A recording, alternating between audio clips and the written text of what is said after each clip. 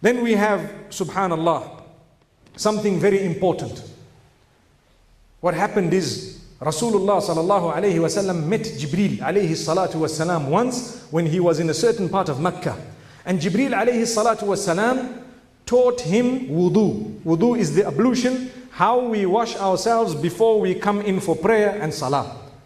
And how that happened is, a little rock was made to gush water from, and that water was used for Jibreel alayhi salam, who had come in the form of a human being, to make wudu whilst Muhammad sallallahu alayhi wasallam was watching. And then he repeated the wudu, and then Jibreel alayhi salam taught him salah.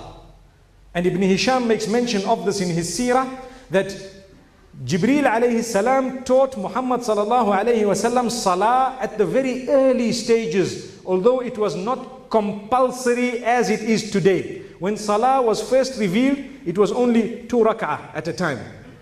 Mathna, mathna, 2 rak'ah, 2 rak'ah. And it was a means of ibadah, an act of worship. Those who wanted to worship, this is the way they would worship Allah subhanahu wa ta'ala. Put their heads on the ground for Allah subhanahu wa ta'ala. Slightly different from what came later on. We know that salah became compulsory at Mi'raj. But it was taught before that. Because Muhammad sallallahu alayhi wasallam used to read salah at night. And the Sahaba radiallahu anhum, prior to Mi'raj, they used to offer voluntary prayers at night. This is mentioned in the surahs, in the Qur'an. And this is how it had started. So if someone asks you, when was salah made compulsory? You say, upon Mi'raj.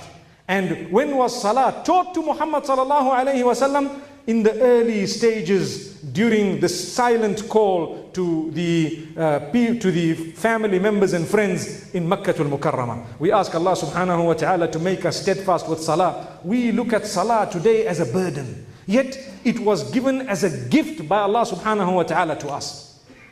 The day we consider salah a gift, we will be able to achieve its true sweetness, and we will be able to taste the benefit of that salah. When we fulfill salah because we want to fulfill it, not because we have to fulfill it. As I said earlier, before the Isha salah, there is a difference between fulfilling a prayer because you have to do it, and doing it because you want to do it. May Allah subhanahu wa ta'ala make us from those who fulfill it because we want to fulfill it. And may Allah subhanahu wa ta'ala accept it from us. So that was a little bit about the history of how salah was taught to Muhammad sallallahu alayhi wa sallam.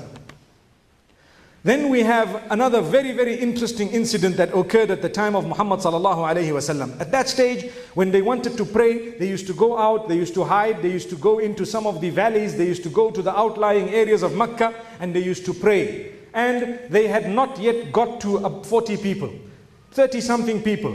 That is the number of people who had accepted, slowly but surely. And then Allah subhanahu wa ta'ala revealed verses to Muhammad sallallahu alayhi wa sallam. وَأَنذِرْ عَشِيرَتَكَ الْأَقْرَبِينَ. Warn your family, your tribesmen, the kindred, those around you, warn them. Now that meant that now we can no longer be silent, we now got to warn the people. So what did Muhammad sallallahu alayhi wa sallam do?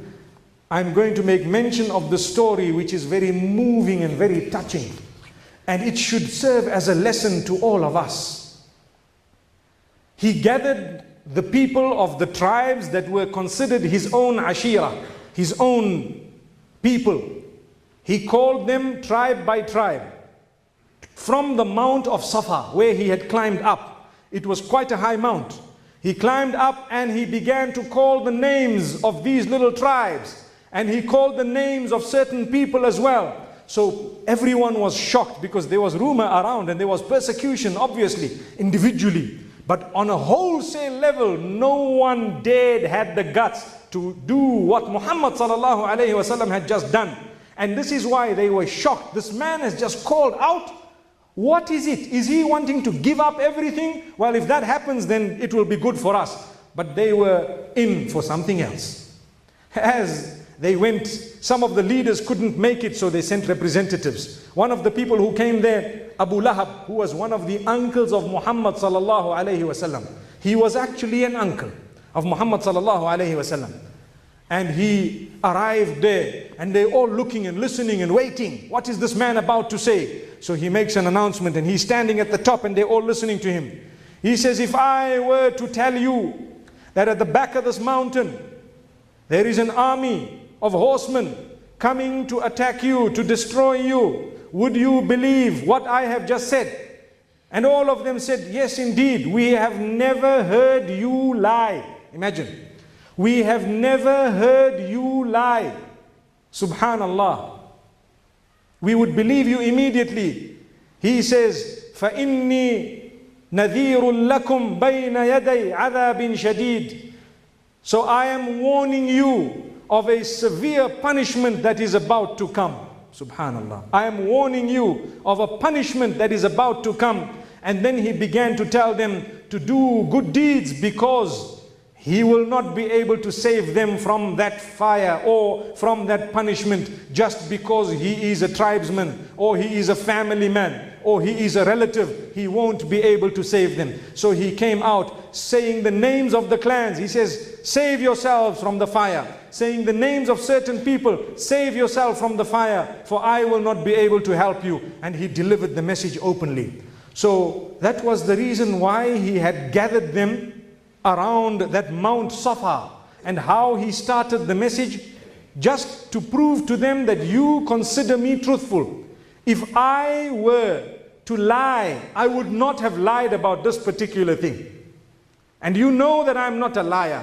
But still, Abu Lahab, with his big mouth and arrogance because of his standing in Quraysh, and he was the son of a top leader of Quraysh, and this was his nephew, but he had no respect for his nephew, because this would mean he's acknowledging a man above him. You see, this was the problem with the people. They did not want to accept, because they would be acknowledging someone above them. They thought, we're going to lose our power. We're going to lose this throne that we're sitting on. The wealth that we're sitting on, this man is going to take over everything. And if we acknowledge and we accept, what will happen to us? So they refused. Abu Lahab says, Tabban laka ya Muhammad. Destruction be upon you, O Muhammad. Ali hadha jama'tana. Is this why you gathered us here? And the people were looking at him, because he had the guts. That was a swear word, basically, meaning insulting Muhammad sallallahu alayhi wa sallam. Tabban lak.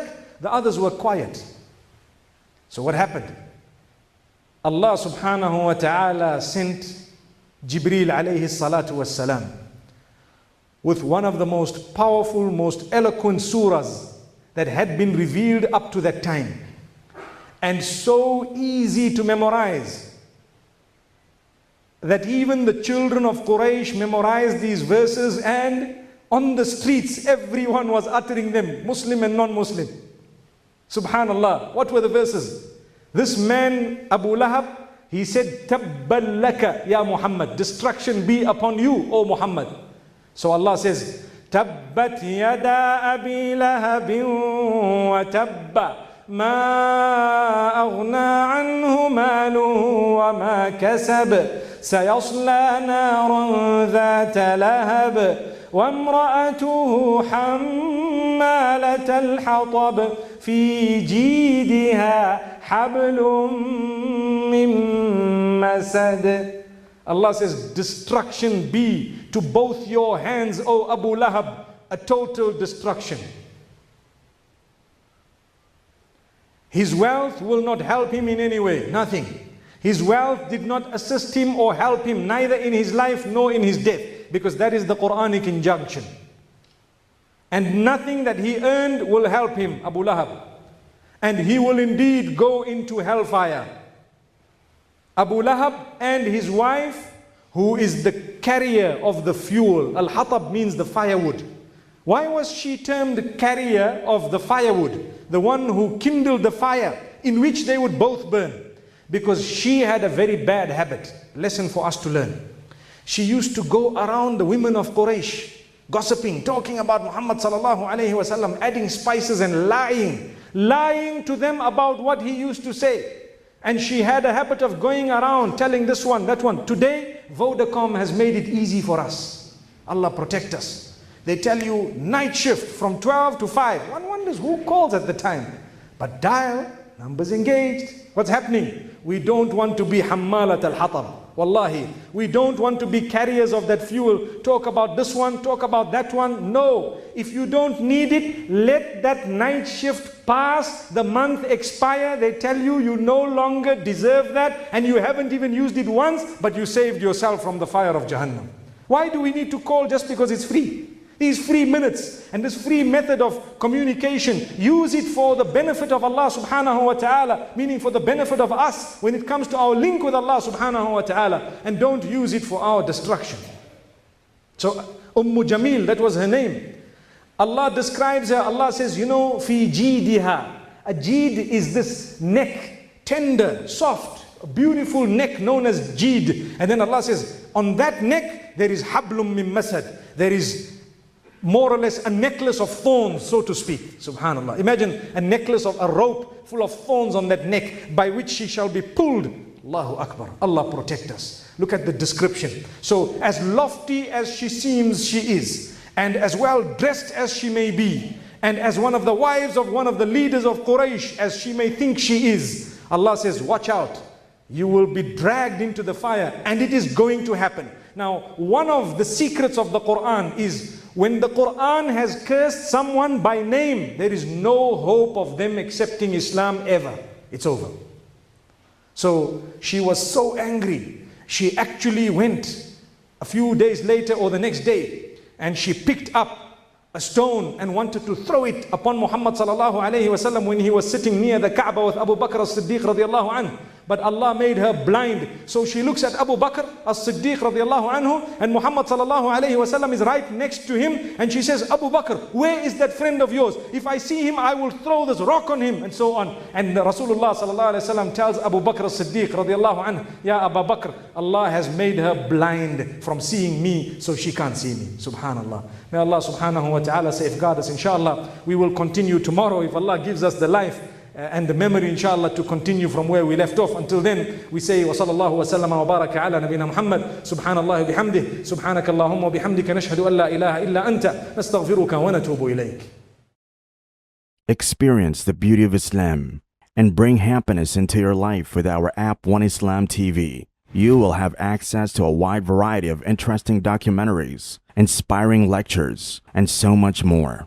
Download One Islam TV from the Apple or Google Play Store today.